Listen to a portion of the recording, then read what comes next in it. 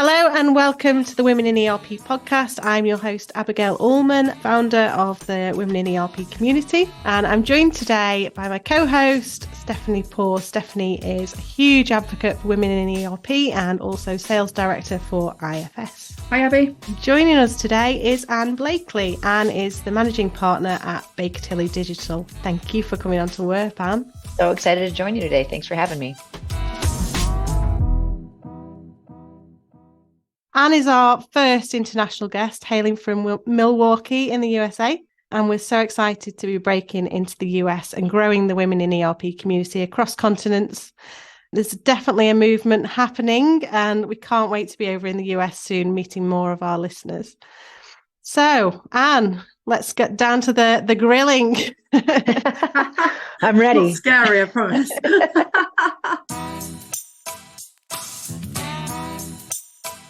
So can you tell us a little bit about your background? What was life like for Anne while she was growing up?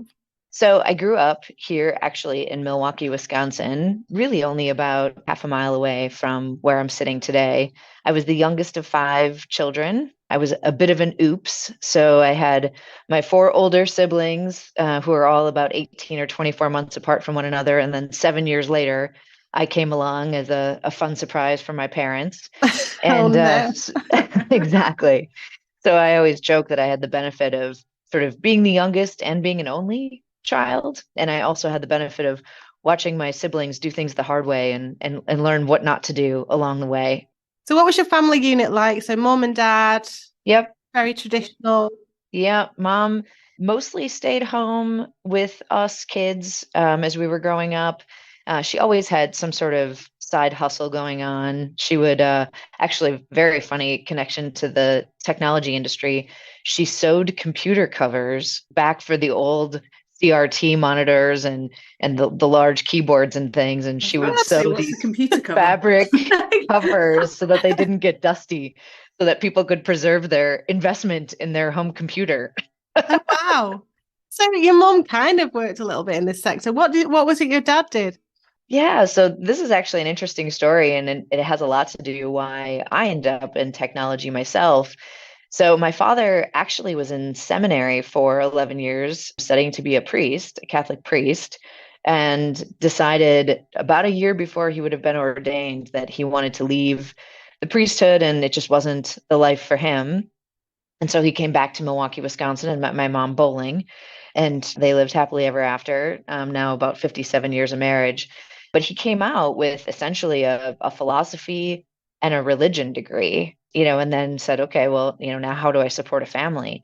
And so he actually ended up working as a school teacher and was teaching English. And then as they started to have more and more children, 3 kids, 4 kids, 5th kid along the way, that also wasn't going to cut it. And so he ended up moving into working for the school board. I don't know if you have similar sort of structures in the UK where, there'll be sort of a governing body that sits over maybe a group of public schools and things. So he ended up moving into the school board, and it was at a time when the school board decided they were going to replace one of their back office financial systems.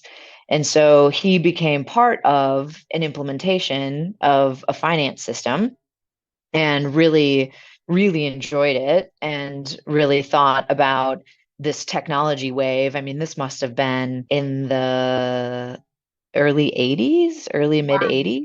And so he decided to go back to school. He got his MBA. So he had the business side of things, ended up working as a director of IT for the county that we live in, and then eventually became the director of IT for a large hospital system, was doing an implementation at that hospital system, and was tapped on the shoulder from the consulting company that was helping them to implement their financials for him to come and be a, sort of subject matter expert in finance for the consulting company. So he went to work for, it's actually a Canadian owned firm called CGI. So this was all going on, this sort of evolution of his career as I was growing up. And, he would come home, when I was in high school and say, Annie, you really need to look into technology. There's going to be so many jobs, and, women in technology, especially. I mean, you're going to be able to write your ticket, if you can learn the business side as well as the technology and be that translator of requirements, that's going to be your ticket. That's an amazing journey your dad's been on as well. Like, And to be promoting that to you, that's amazing. What a good guy. Yeah, isn't that funny? From priest to school teacher to to IT consultant. Did you study technology at college then, Anne? Yeah, so that's what was interesting. So I went to the University of Wisconsin-Madison, which is a very large university, something like 60,000 students or something like that. And the path at that point in time was to go into the business school.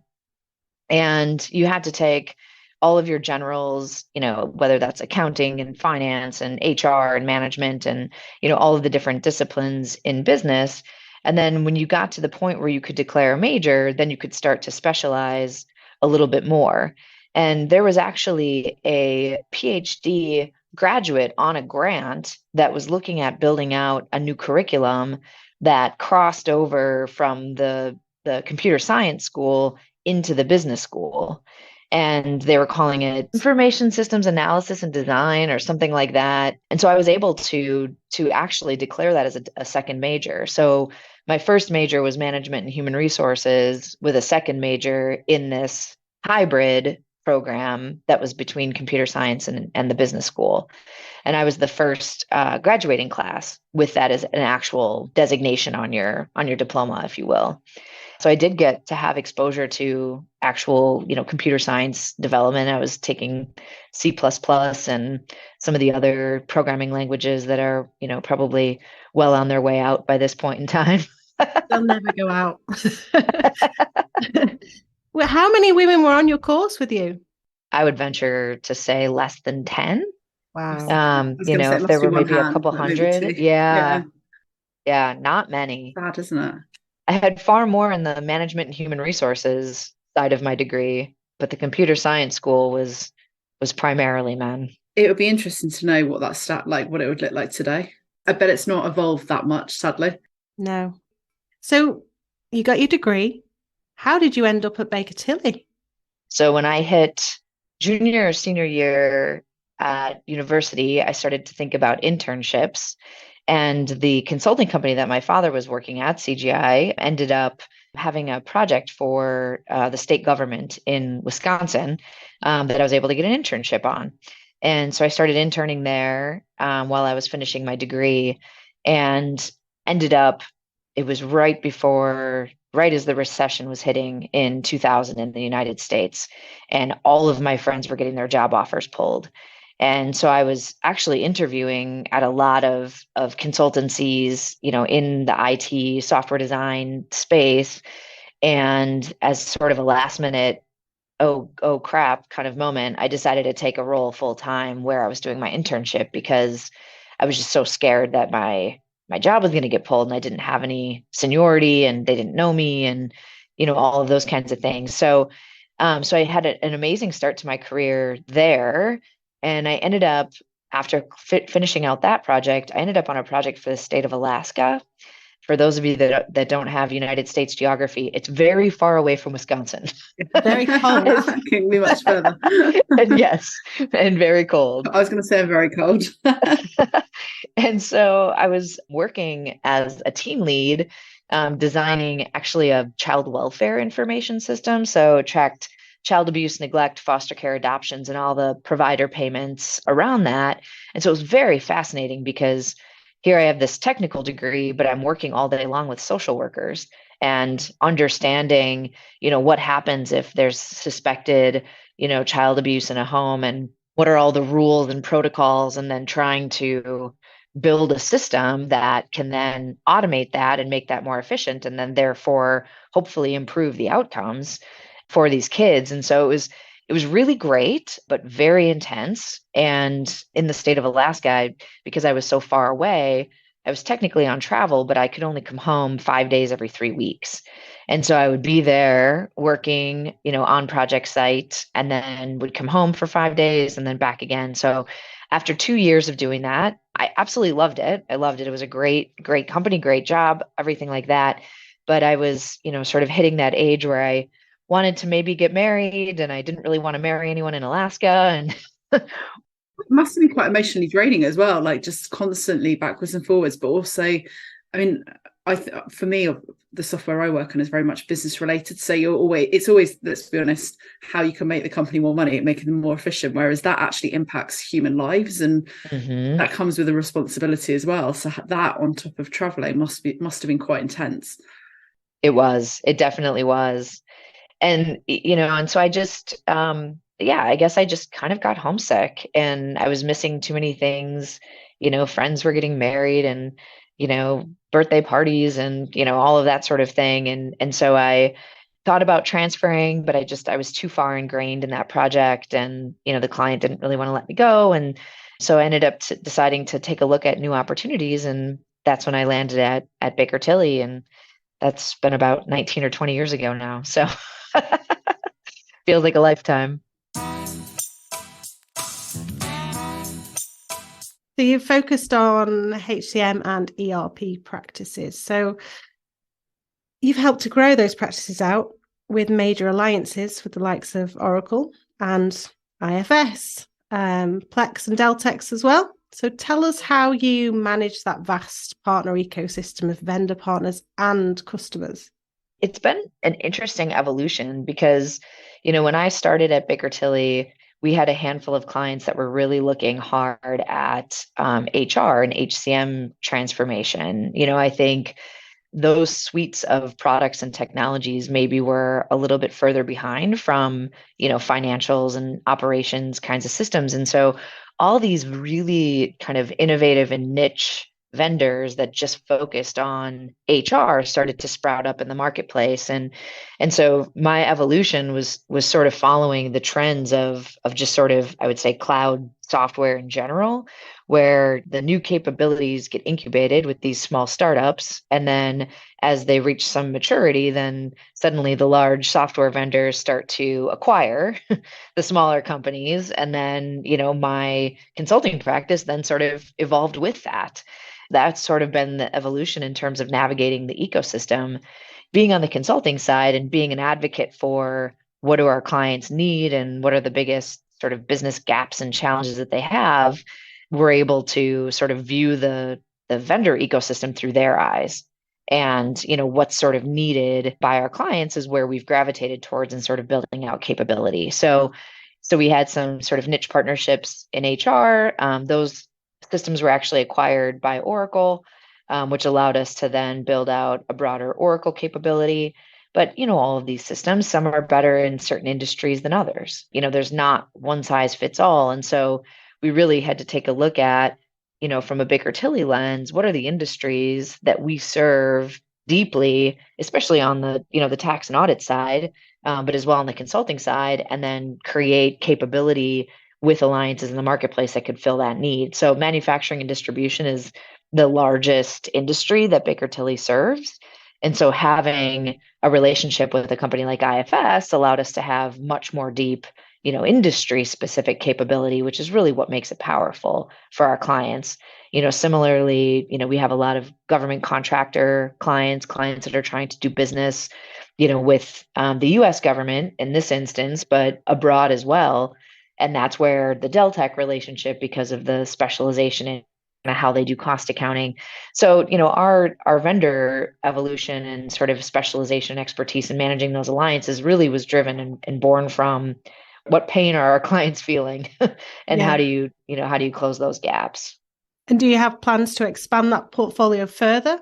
Yeah, so we have what we call a scan mechanism, an innovation scan mechanism in place where we're always looking at what are the new technologies that are hitting market every year. And we use the opportunity when we bring in our interns over the summer months to actually refresh that scan every year. And so we go out and take a look at, who are all the up and coming new vendors? What problems are they trying to solve? Which industries are they focused at? We're looking at the research and development, the R&D budgets of the vendors that we have relationships, and where are they aiming those? What expansion opportunities are they seeing in the marketplace? And what problems are they trying to solve?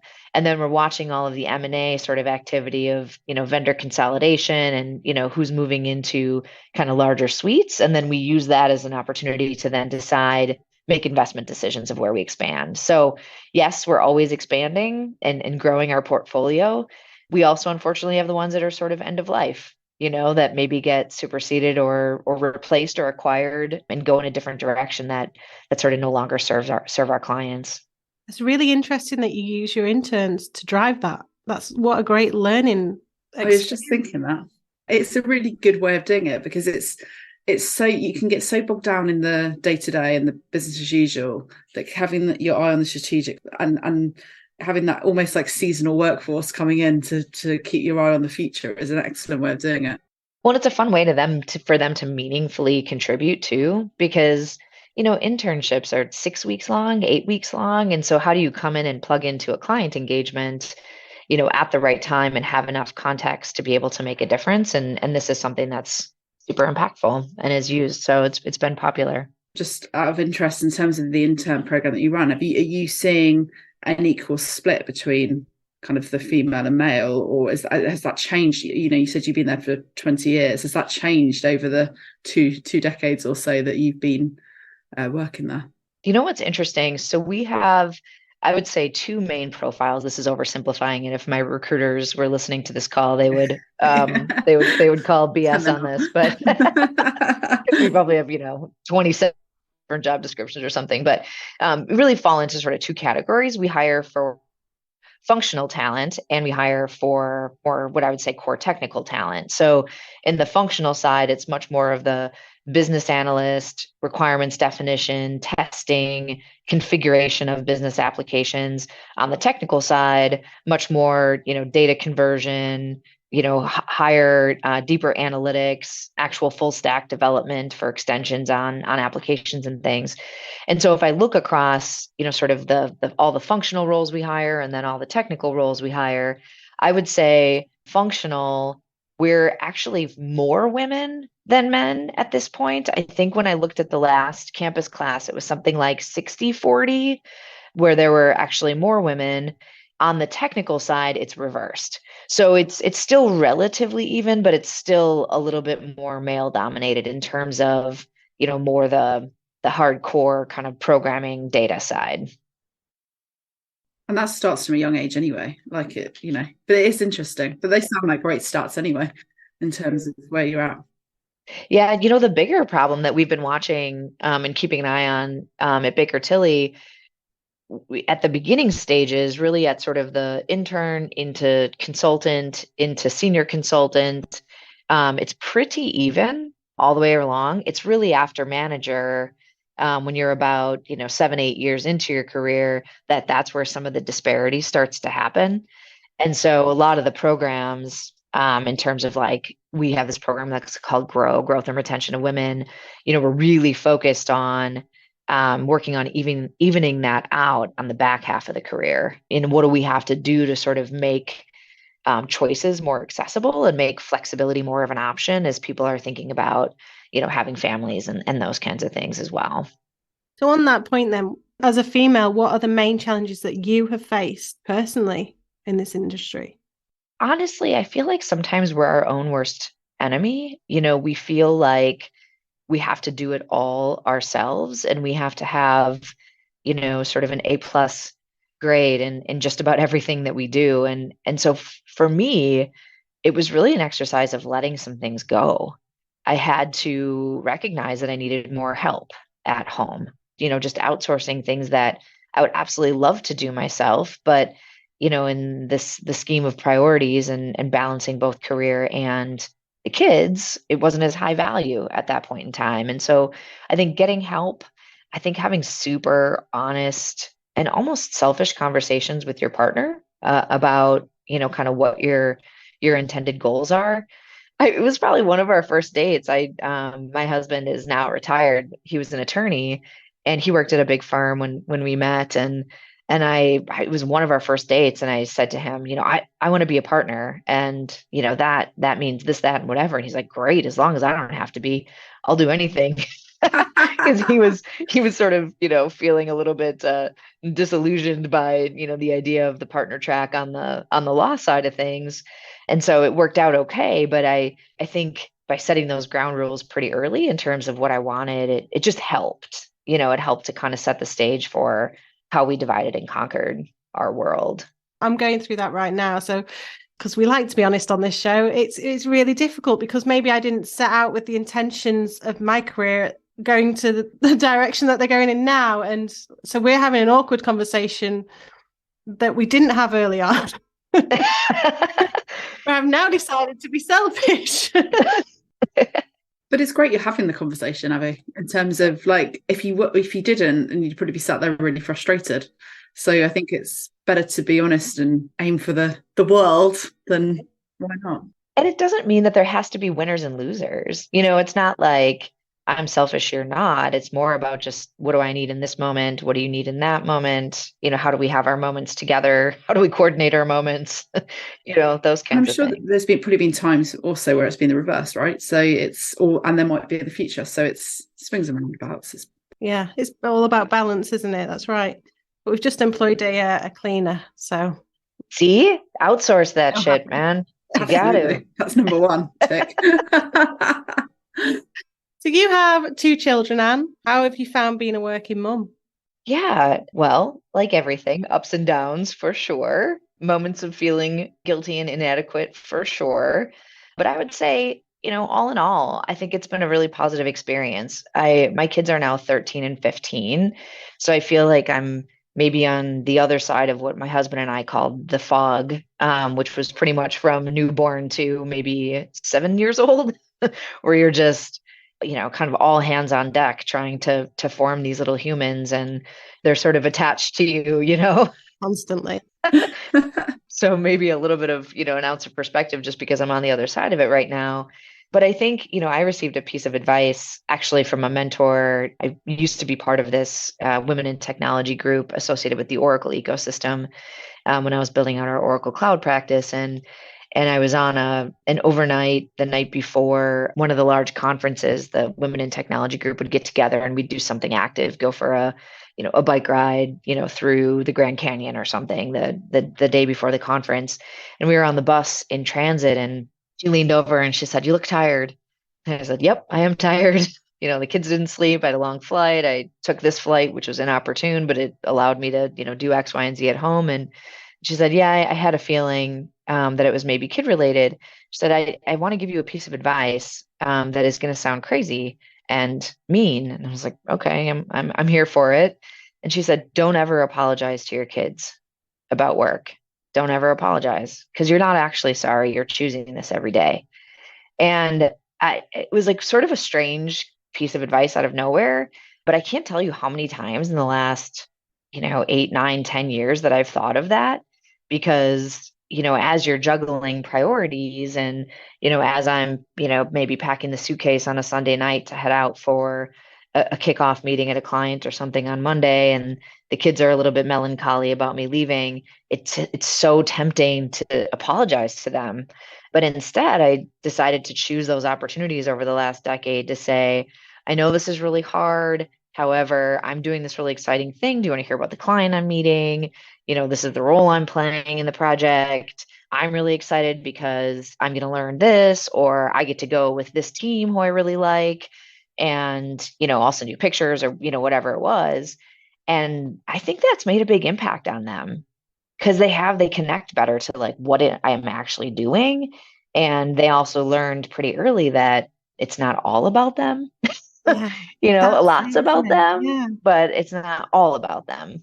Such good advice. I was going to say, it also allows you to become that real role model, as well as being obviously their mum. Like, they're seeing what hard work is and kind of like what a good work ethic looks like.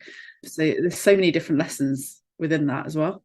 Do you think that they have been inspired by your sort of choice of industry? Do they have an affinity to STEM subjects? They are both very, very strong in math. One strong in science, the other not so much. They are not so far gravitating towards the technology industry. But they're also in that zone of life where my little one kind of waffles between wanting to be a waitress and wanting to be a teacher and wanting to be a clothing designer. So, Listen, I still don't really know what I want to do when I grow up, yeah. so I relate. I will say, though, the one impact it has had, I love to travel. I obviously traveled a lot for work in my career. And then as many times as I could, we would take advantage of that. And maybe my husband and the kids would fly out and meet me where I was, and we would, extend if it was on a holiday or something for them. And so they've traveled quite a bit. And they will say all the time things like, so and so went to visit there and they loved it. And I told them, you should move there. And that was something that our kids figured out really early. We were in, I think it was Italy or something. Cassidy was 4, and she looked at me and said, "Who gets to decide who lives here?" And I was like, "You get to decide. And my job is to show you as many places as possible so you can figure out where you want to go." But it costs money. So you got to figure that out. Vicious circle. Get that plan in place. Yeah. Maybe they'll be coming back to tech after all. Yeah, exactly. So, so I try to do the, exposure therapy, right? It's like, yeah, this is good and you get to make choices, but you also have to be able to afford those choices. So, yeah. So going back to your role at Baker Tilly, firstly, for all of those listeners that aren't sure of what Baker Tilly does, I know there's a little bit of are they accountants? Are they finance? What is Baker Tilly Digital and how do they differ? So Baker Tilly, the broader Baker Tilly, is a professional services firm, which includes the main service lines are tax, assurance, and consulting. So everybody knows what taxes are. Assurance is all the auditing of an organization's financial statements. And then consulting, we have a mixture of industry-based management consulting, consulting of the finance organization itself, and then technology consulting. So I lead all of our digital solutions, which roll up into a child brand of the larger Baker Tilly called Baker Tilly Digital. So it's really an outward market facing presence with all of our technology related services that we offer our clients from a consulting perspective. And that Baker Tilly digital brand is actually the international brand for our Baker Tilly International network, of which Baker Tilly US is a member of. Steph and I both remember Vanilla Solutions, which was a UK IFS partner. And I guess you acquired Vanilla? We did. Yes, we did. 1 year ago in May, actually. Wow.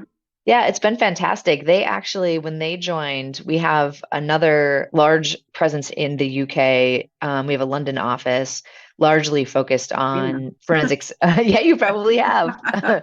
Meeting with the teams. Yeah, we also do a lot of forensic accounting and consulting out of the UK office as well.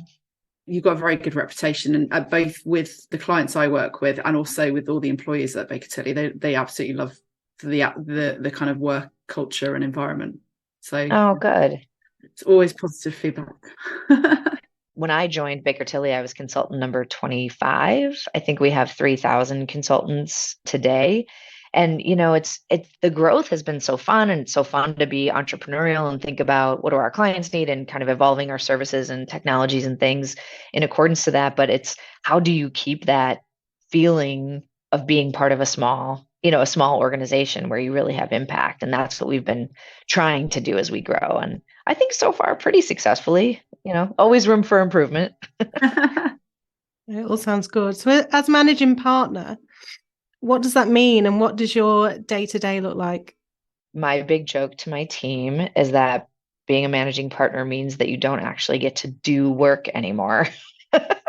We don't actually get to do. Where do I sign up?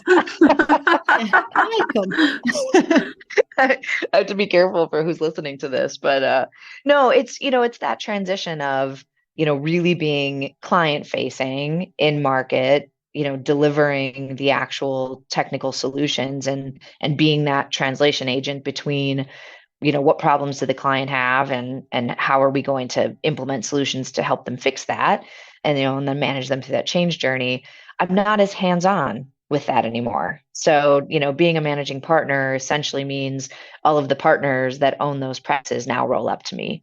And so I'm doing a little bit more of the looking out, 3 to 5 years, where are we going? As we were talking earlier, what new bets are we going to make? What new technologies are coming out? I get to lead all of our acquisitions, more of those, I would say, kind of across digital initiatives. We have a big initiative to build additional offshore capability that all of our teams can take advantage of. We're driving a deeper level of technical competency models into all the teams.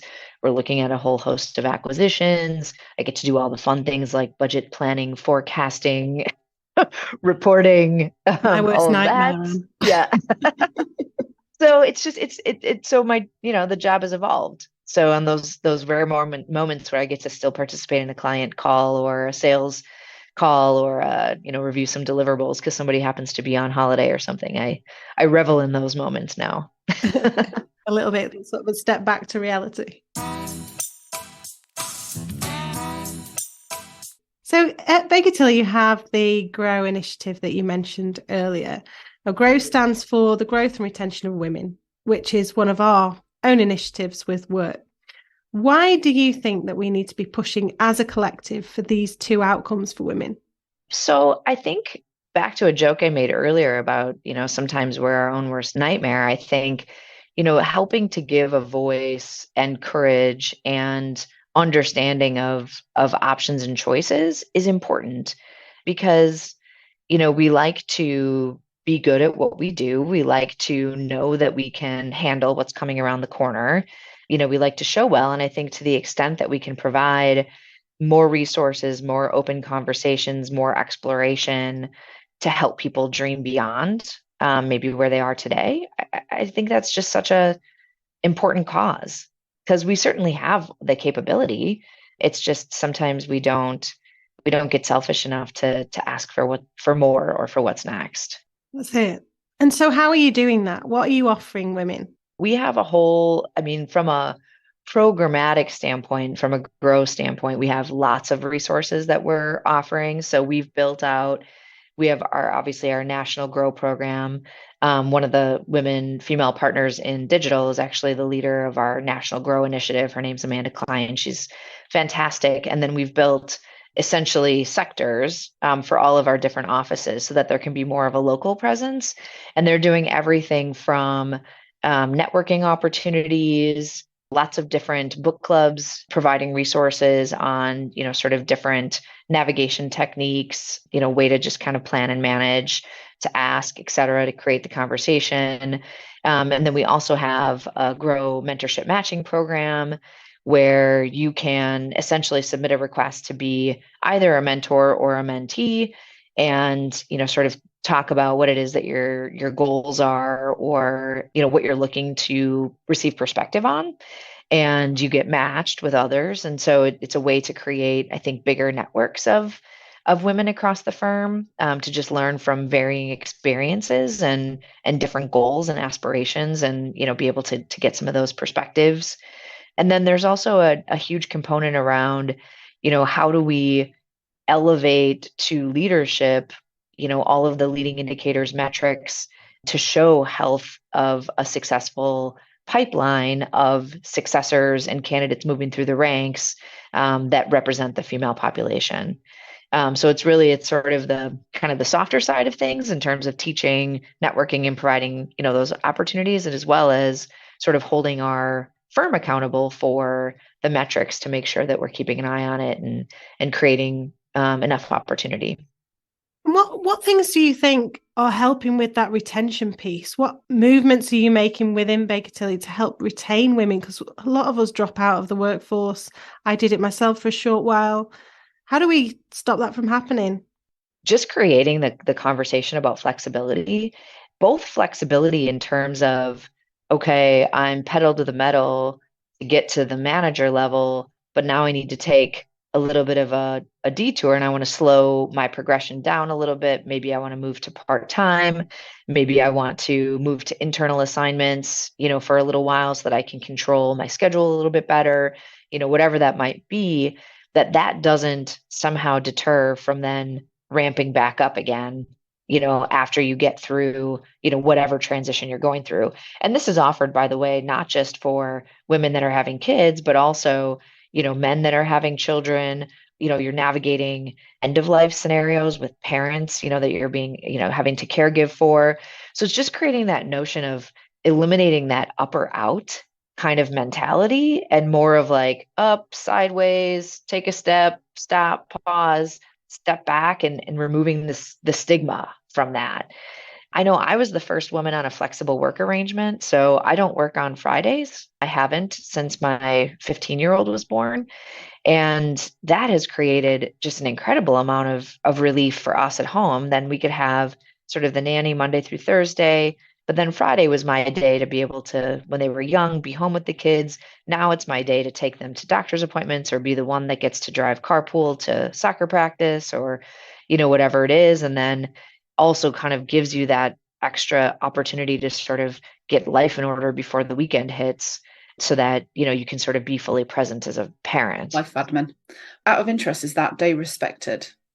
Because that's always a difficult one as well. Yeah. So we call it the two-way value proposition. Like it obviously requires flexibility, especially when I was client facing. If there is an emergency, the sky is falling, systems are down, something's happening, I have to sort of recognize and honor my commitment to the client, in that moment. But also that I have permission to say, is this something that's urgent for today? And you wouldn't believe, probably 9.5 times out of 10, it's no, Monday is fine. I just happened to be asking you today because I had a moment to ask you for it. And so I think giving the permission to create that space for yourself. And normalizing it. Yeah, absolutely. We're actually doing a firm-wide pilot right now. Actually, I think it's about half of the firm has opted into the pilot. Digital is about 2 months into it for doing more of a flexible Friday for the entire team and really trying to get away from having lots of scheduled meetings and things and having that be a day that you can catch up on your continuing education or taking that training class or getting your schedule for the next week sorted or finishing that deliverable or whatever it is. So we're trying to extend that so that it's not just this. It's the headspace, isn't it? It's just having that day where it's not back-to-back calls where you're just constantly in demand. That's a really cool policy. So why do you personally feel it's important to support the growth and retention of women in ERP? So from a personal perspective, do you see the inequality? Have you experienced it too much? Honestly, I have not personally experienced it in my leadership as I was growing up in ERP. My very first leader was a woman, but then I worked largely for men. But I worked for people that were just like, hey, you can do the job. Great. Get in here, kid. Let's go. I'm going to teach you everything I can. It didn't really matter. And, the notion of the flexibility that I asked for when I started to have kids, or one other agreement I always had to have with my leaders was I'm a crier. I cry a ton. And it's not because I'm sad. It's because I am mad or frustrated or feel particularly passionate about something. And so I would always just be super open about it. Like, hey, like when stuff hits the fan at the client, like you will see tears and, just cruise on by. Like, I don't need anything from you. I don't need you to solve anything. That's so good because I do that and it's like an emotional investment, isn't it? Almost. Yeah. Although I was given a tip a couple of weeks ago that if you put your tongue on the top of your mouth, it stops you from crying. We've all been there. Try it next time. Totally. So, I think I didn't feel that a lot, from I would say from my chain of command growing up. I have definitely been in instances where I felt that in the clients, certain industries that were maybe a little bit more tenured in age, just some different cultures and things where, I would be the one presenting and then they would answer to the men in the room or, not make eye contact with me and those kinds of things. But I always just took the tact of, at some point, my knowledge is going to show through and, you just kind of have to stay the course and continue to have ownership. I refuse to sort of let it kind of get me down. I don't see as much of that today, to be honest, like for my team members. And I'm hyper vigilant about watching for that or protecting and making sure that my female leaders are getting the respect that they deserve and not being spoken over and things. But it's not happening as much, I would say. I think definitely it depends on your organisation. It sounds like Baker Tilly is a very forward-thinking, supportive organisation, so perhaps it isn't happening so much there. I completely agree with you, Anne. For me, I don't see it within IFS or my company. It's when I'm client facing in certain industries, and it's usually kind of, let's call it quote unquote the old school kind of industrial manufacturing or something like that, where I've definitely had it in the last few years where I've been presenting and then the questions have all gone back to a male colleague in the room. You're like, hello, remember me? Look at my eyes. But then it's also educating your colleagues, which mine do now, and say, well, actually, Steph can answer that. And it is fascinating, but a lot of it I don't think is intentional. I think it's just what they're used to. Yeah. I personally think, I think a balanced team that brings different perspectives and different approaches, for us, especially in consulting, when we're really trying to think critically about a problem that a client is having and sort of bringing the best idea forward for how to fix that. It's awesome when we have teams that are mixed, men, women, older, younger, different cultural perspectives, different industry perspectives. And it creates just a much more solid team. Sometimes it's uncomfortable, it means we are kind of duking it out a little bit or getting frustrated with one another because we have different approaches. But I think at the end of the day, for our clients, I think they benefit. Thank you so much for joining us, Anne. It's been a really lovely podcast and really interesting to get to know you and everything that you do at Baker Tilly. So thank you for joining us. Absolutely. Great to meet you both, and certainly let me know how I can help your expansion into the US. Yeah, absolutely. We'll be over there soon. Coming over in March. So I'll see you then. Perfect.